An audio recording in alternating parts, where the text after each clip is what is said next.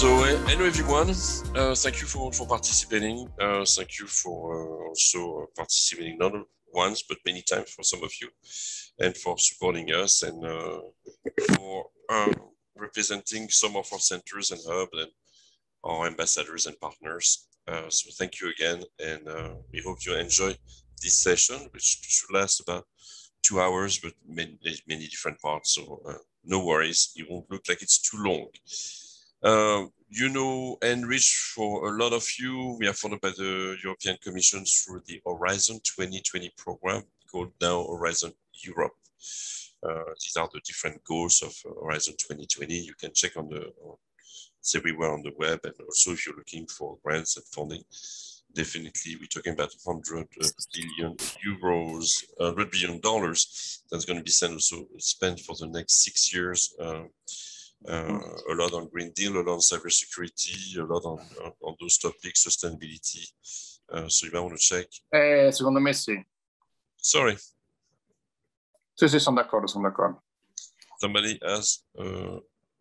Sì, infatti. Per quello dico aveva giocata bene ora. Can you check, Blondie? Okay, so the Enrich is represented by different partners and consortium partners. We started with 9 partners. Now we are 7, so you might recognize some of the participants. Also, SPI, we're going to be presenting with us today.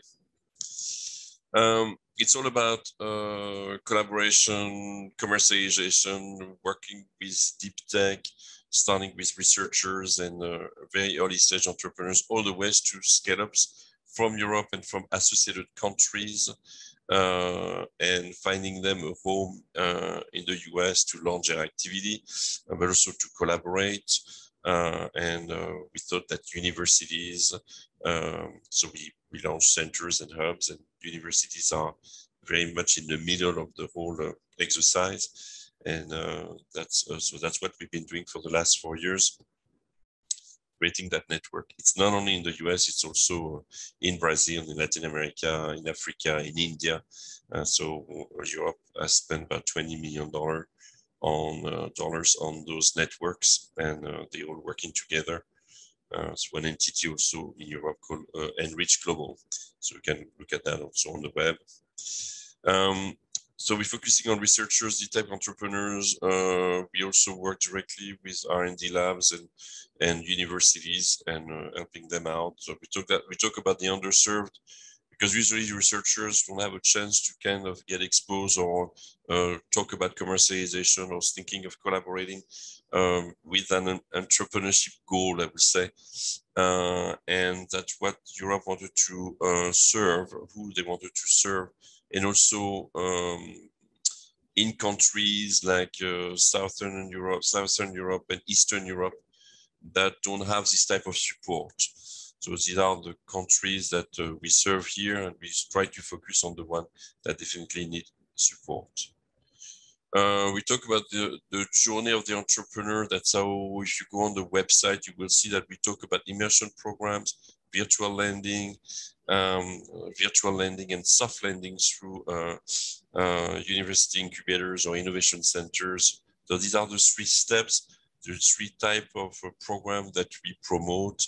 And here, what we are doing here today during RSA is part of an immersion program, light one in that particular case, where we're putting a pitch event together, pitch training, and we're going to talk to you about cybersecurity.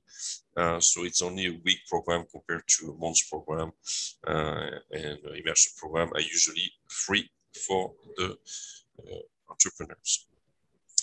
The prices for the competition today, we talk about the $500 price for the first one. Kiwi Tech with Virgil proposed to participate, and for the winner to give some services that they evaluate at $25,000. I will have everybody present themselves, so Virgil will be able to add a little more on that. For the top 3 startups, access to all those soft landing. So we have the soft landing that's already running and the soft landing that we are putting in place. Some of you can also expand on that for the ones responsible for UC Berkeley. For example, Kira or Mark, should be around from Bianis, and representing Austin today. We have more Elizabeth. We are talking to you, UT Austin, but we are considering also different locations.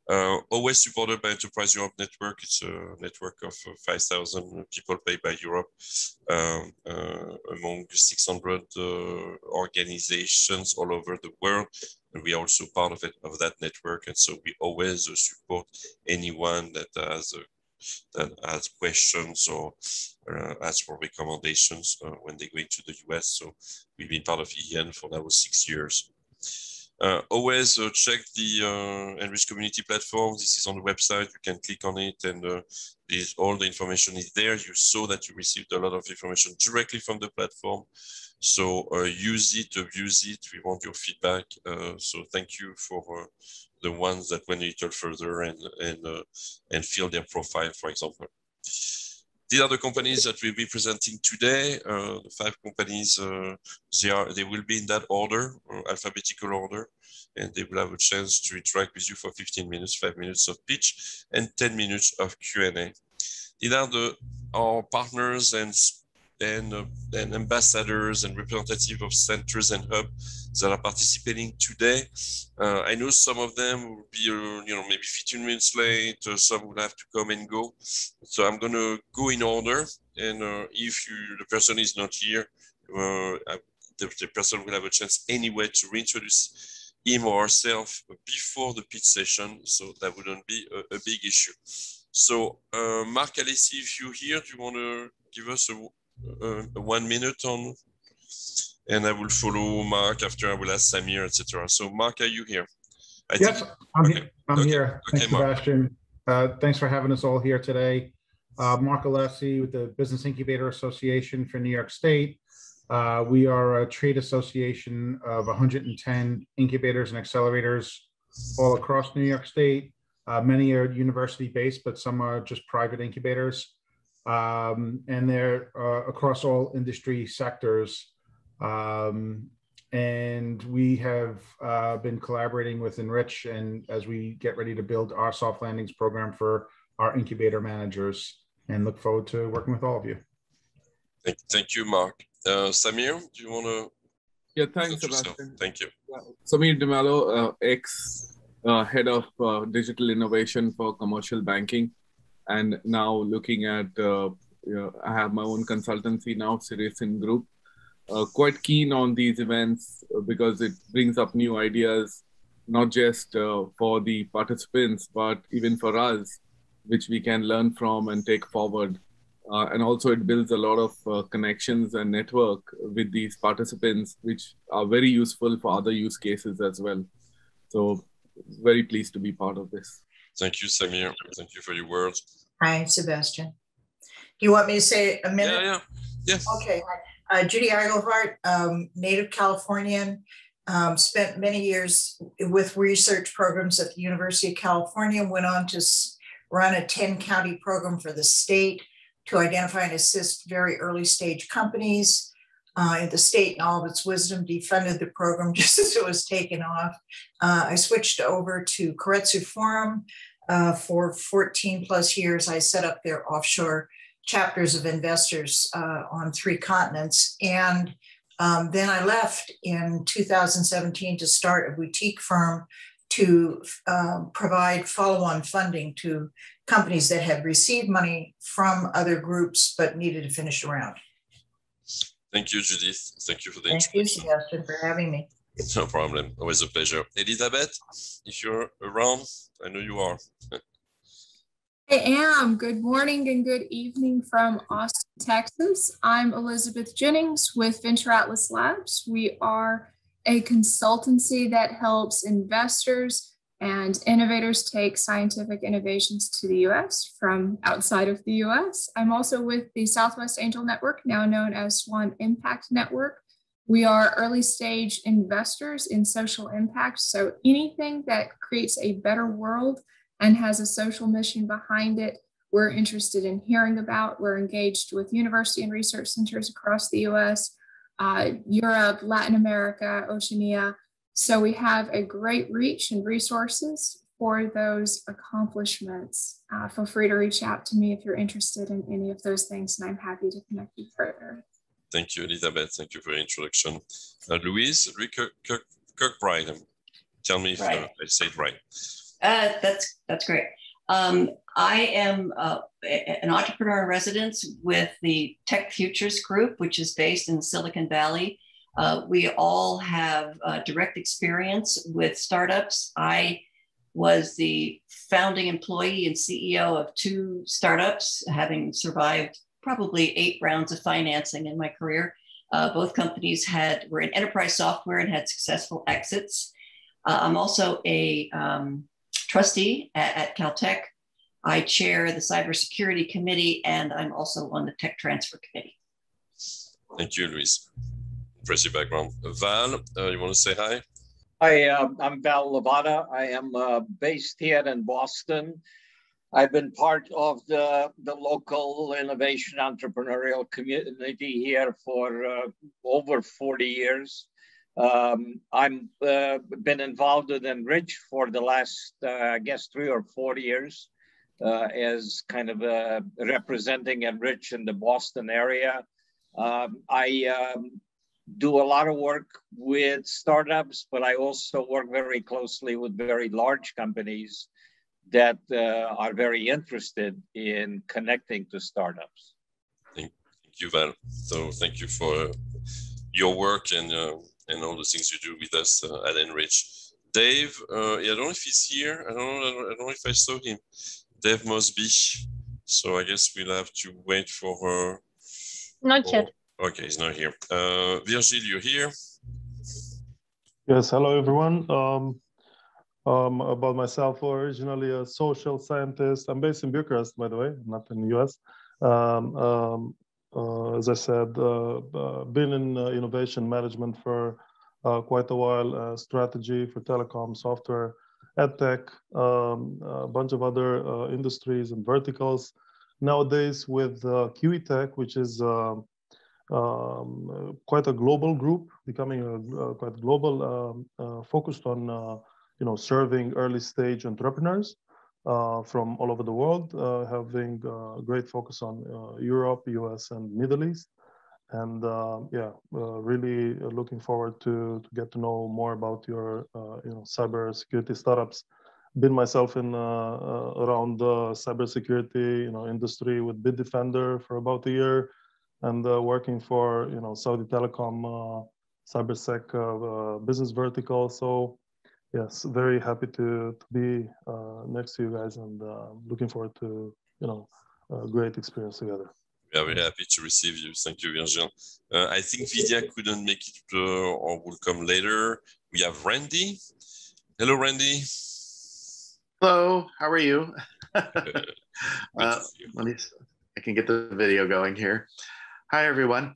Hopefully you can hear me. I'm Randy Reed with the Washington, D.C. Arch Angels. We are partnered with Enrich. We have a variety of angel investors, several hundred active investors, and we look for anything that can be scaled globally.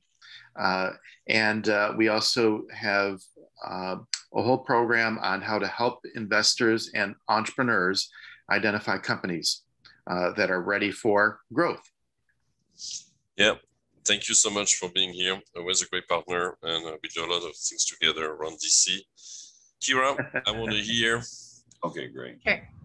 Hi, I'm Kira. I'm the director of the Citrus Foundry Innovation Incubator. Citrus is a Center for Information Technology Research in the Interest of Society. It's a science innovation institute, one of 4 that spans the University of California. We actually cross 4 campuses, but we're headed up at UC Berkeley, and we're supporting emerging technology that's really coming out of research labs, faculty, postdocs, and helping them bridge that gap from lab and their first steps into entrepreneurship to market, and how to best identify the markets, the go-to-market strategy, and position themselves for that next step of funding, seed funding, angel investment, SBIRs, accelerators, etc. And my personal background is actually in material engineering.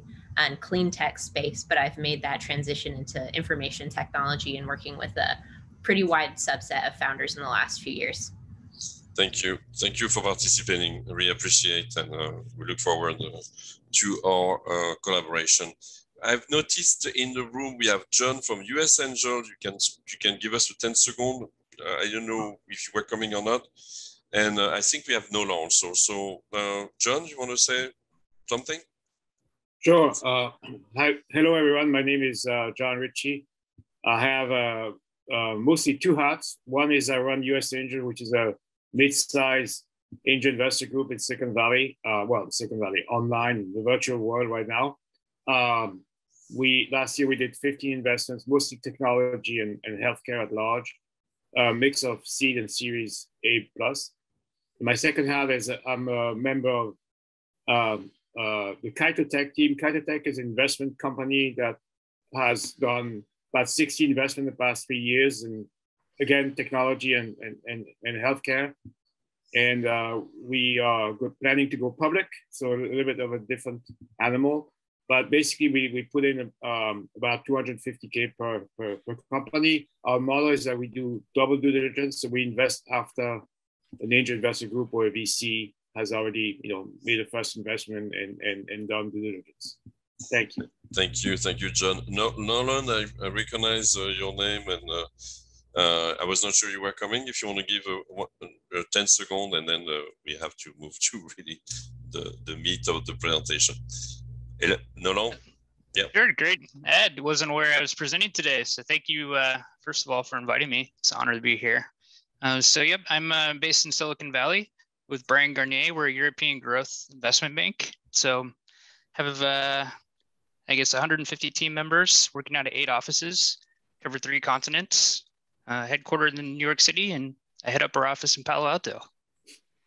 Thank you, Nolan. Thank you for introducing yourself. So thank you all. These are our point of contact. If you need anything, we're always available. WhatsApp, etc., etc. We share those slides anyway. I will leave the floor now to SPI. We are late, but I wanted to give it a chance for everyone to introduce themselves. So now you know who is here. Thank you, and I will leave the floor to SPI. Thank you again.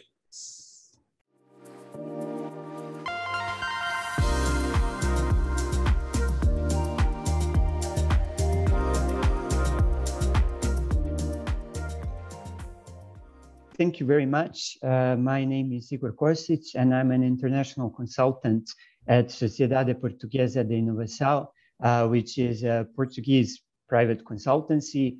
We are based in Porto, Portugal, and we are one of the proud partners of Enrich in the USA. Today, I will talk a little bit about our updated innovation market guide on cybersecurity. But before that, first I will give a brief overview of research handbooks and innovation market guides that are provided as part of Enrich in the USA.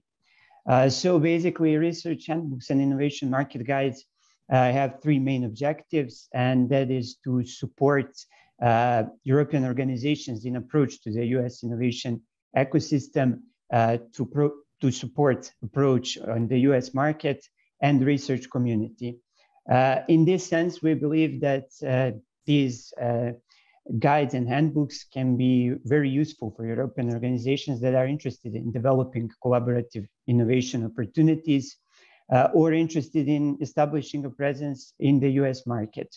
Up to date, we have developed 7 innovation market guides and 4 research handbooks that can be seen below. I would like to emphasize that currently they are available on the Enrich website, however, and for free, of course. However, the updated versions will not be free, as we decided to change the approach and will be commercialized. However, in the follow-up of the event, we will share the updated guide on cybersecurity with all interested participants free of charge. So you can contact me, Francisco, or Sebastian, and we will provide. The study is currently being finalized and final version will be done by the end of this month. So now I will move on towards the presentation. The approach that we decided to have for today is just to give you a overview and our methodology and speak a little bit and not too much in detail. For that, you will be able to look into the study. We just want to show you the approach of that we utilized in developing the cybersecurity innovation market guide. So I will start with the objective, which was to provide relevant information on the US landscape in regard to the cybersecurity innovation ecosystem and market. In this sense, the guide aims to identify US leading regions, both from innovation and market perspectives, identify potential approaches to developing collaborative partnerships, moreover, map and identify relevant US networks and conferences that can be very useful in developing partnerships for innovation and market expansion, and finally to identify and assess the opportunity to access US funding programs that are related to cybersecurity and associated technologies. This is also a very brief look at the table of content. Of course, it is much more detailed, but it aims to address basically these objectives. I would say that the central parts of the study are parts 2 and 3, which is US innovation ecosystem and US market landscape. And for the US innovation ecosystem, we've tried to identify innovation hubs in particular and industry-related or RDI centers. For the US market landscape, we provided basically an overview together with selected what we considered leading regions from the market perspective, together with some of the major considerations. Considering the high complexity of the industry and the landscape related to cybersecurity, which encompasses various segments and types of segmentation, this guide presents the market as segmented by 5 different types of security, which is enterprise, endpoint, cloud, network, and application security. Moreover, the study looks at some of the important milestones for EU and US cooperation related to cybersecurity, as well as the importance of cybersecurity for both regions, including a new proposal for the EU-US agenda for global change, which calls for more cooperation on cybersecurity and improved tech governance between Europe and United States in many important aspects, including cybersecurity assets. Now I will slowly move towards the innovation ecosystem. And of course, as we all know, that innovation mainly relies on 3 main factors, which is continuous development of R&D activities, development of highly skilled talent pool, and attraction of advancement. With that in mind, to identify the landing hubs, basically, we asked ourselves who is responsible for supporting, promoting, and accelerating the innovation process. And of course, in that sense, it would be business accelerators, incubators, science parks, and specialized consulting firms that can play a key role in supporting early stage startups that aim to advance cybersecurity technologies. So for the identification of landing hubs, we try to look for the spots that have the highest concentration of these innovation facilitators. And in this sense, we highlighted 6 of them: New York, Boston, San Antonio, San Francisco, San Diego, and Washington. And besides these landing hubs, besides these innovation hubs, we've also aimed to provide corresponding soft landing hubs of the Enrich in the USA as initial contact points for the approach to each of the innovation hubs. Moreover, the study looks at innovation facilitators that are specifically dedicated to cybersecurity and associated technologies.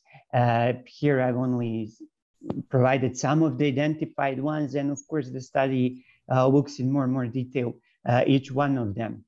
Also, the guide provides a sample of industry-connected RDI centers, and special emphasis is put towards RDI centers because they promote cooperation between industry researchers and innovation facilitators.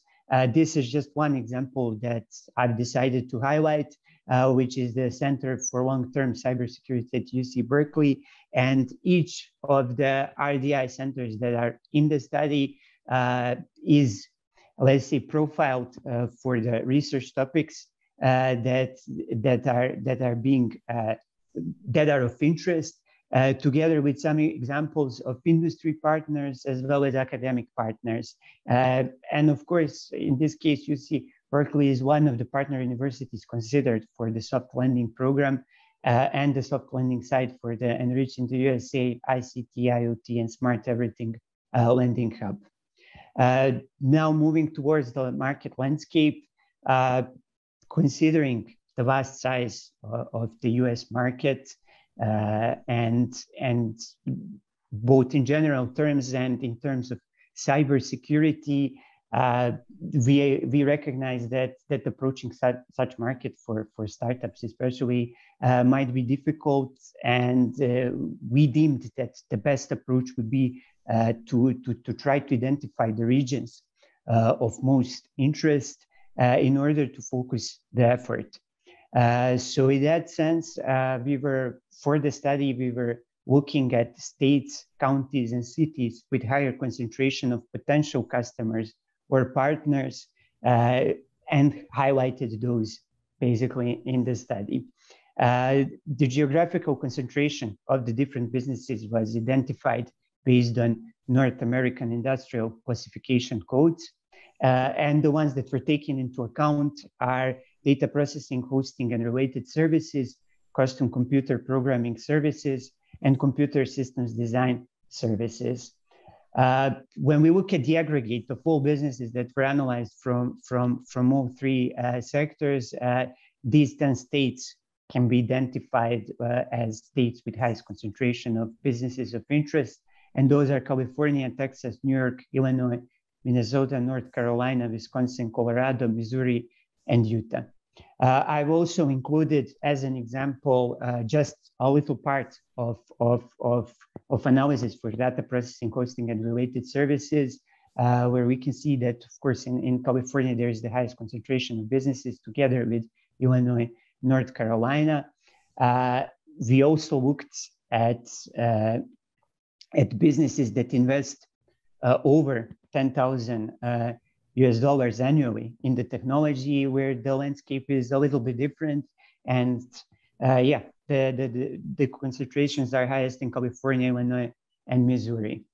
We also looked at cities, and for this particular sector, those would be New York, San Francisco, Los Angeles, Houston, and Dallas.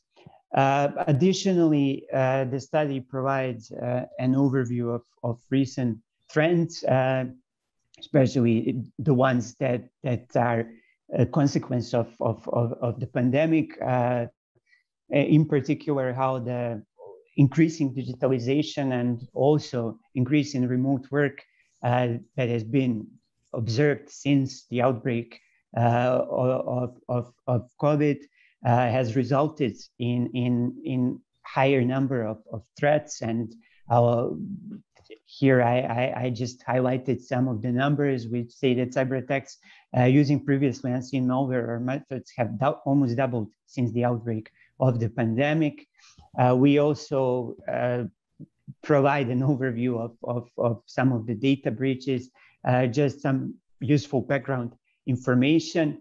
And based on that, we also provide, we conclude actually that the demand is rising, and we also provide some of the research and considerations, let's say. In this sense, looking at different studies, we observed that the highest demand for cybersecurity solutions is expected among companies that operate in healthcare, ICT, public sector, and financial services industries. And the highest demand is expected for solutions that would improve network security, identity and access management, and messaging security. So is there an opportunity for cybersecurity providers? Yes, the study also of course, as mentioned previously, notes that the US is a large and growing market, providing many details. Also, some of the opportunities that are explored is capital investment trends and increasing importance of cybersecurity for the government, and the facts and the verticality of cybersecurity technologies that allow opportunities across several stages of the value chain. Some of the considerations that can be seen as challenges are the development costs and regulatory requirements. Moreover, we decided to focus on as the cybersecurity is an area that is constantly advancing and innovating. It is highly recommended that EU researchers and industry representatives get in contact with key cybersecurity networks and attend the events. Therefore, we tried to map some of the, well, the majority, I would say, of networks that are available in the US. We did that for both the networks and associations that are international, national, and state, and are located in the US. Here, I again just outlined a few of them. Also, for the events, we also tried to map most of the events that occur during the year. For each of the events, we provide the focus areas or the technologies that are covered, and of course, the approach and contact points. Again, I provided a sample of some of the events where RSA conference, of course, is as well. Finally, as one of the last parts of our study, we look at US innovation initiatives and programs as the cybersecurity area is supported by public, highly supported by public and private initiatives and programs. I believe that for 2020, the budget appropriated was around $20 billion, with the largest appropriation towards Department of Defense.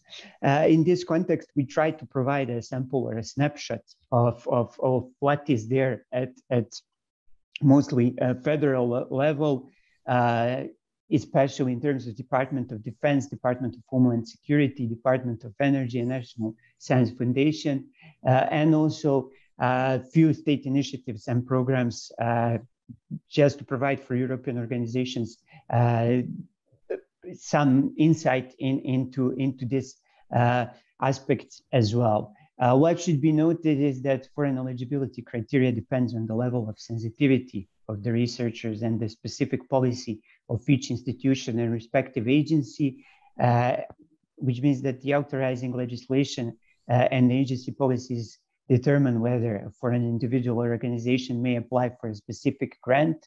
And in this sense, when we analyzed federal initiatives and programs, the study also contains a first approach, and the program officer who is responsible for the organizations to make this contact and then inquire about possibilities of cooperation. I've highlighted briefly just a few examples.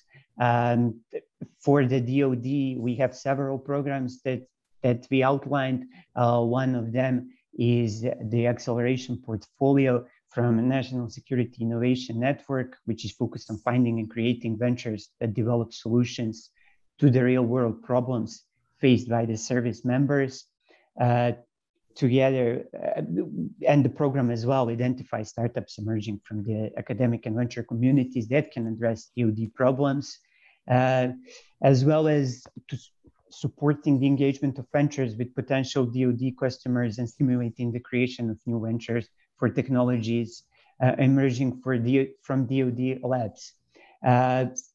From the Department of Homeland Security is another, let's say, important stakeholder, which has a mission to secure the US from the many threats, including cybersecurity. One of examples of cybersecurity related programs is Transition to Practice Technology from Science and Technology Directorate, which aims to identify innovative federally funded research with the goal of helping to transition this research into Homeland security enterprise through partnerships and commercialization. I've outlined some of the program areas. Furthermore, Department of Energy is another institution that also has programs related to cybersecurity. In particular, it hosts an Office of Cybersecurity, Energy Security, and Emergency Response. Through its R&D program, the institution is focused on bringing the best ideas and has developed and transitioned more than 70 technologies to the energy sector up to date. And what is interesting to highlight is that utilities in the US have purchased risk-reducing technologies that have came out of this, of the research funded by the Research and Development Program from the office. And finally, National Science Foundation, which provides significant support and is one of the main funders of research and innovation in the US, with its many programs, and one of which I've highlighted, which is cybersecurity innovation for cyber infrastructure, which aims to develop, deploy, and integrate solutions that benefit the broader scientific community. And here you can see the program areas. Again, National Science Foundation also has an office for international cooperation, and that would be, for example, a first approach in this case. But the overall idea was just to provide a snapshot and ease this approach to the US innovation and market in general. In summary, I would say that the main conclusion of our market guide is that it shows that the US is the global leader in terms of cyber security, and that it is demonstrated that there are several relevant EU-US innovation and business cooperation opportunities. Of course, there are many, many more details in the study itself, which will be provided to all interested. And with that, I would like to thank you and close my presentation.